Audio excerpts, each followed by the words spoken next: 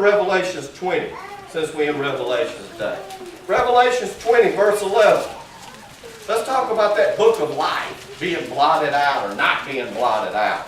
Revelation 20 and 11 says, "And I saw a great white throne, and him that sat on it, from whose face the earth and the heaven fled away, and there was found no place for them." The great white throne, you see, there's going to be a day of judgment. Many folks think that the man with the most toys dies, or the man that lives the hardest is better than everybody. It's not. You see, there's going to come a day of judgment. It doesn't matter whether you believe what I'm saying or you just hear because you got some time to kill. There's going to be a day of judgment, folks. I can't change it. There's going to be a day. There's going to be a day when we stand before the throne. Now we're going to look at some other things that society is trying to preach against.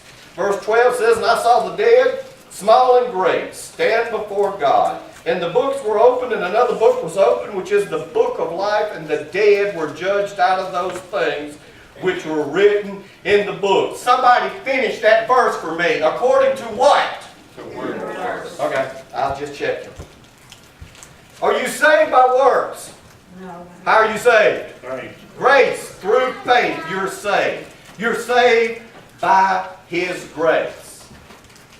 But if you're truly saved, there's going to be some works. Simeon, are you doing the same thing you've done before you were saved?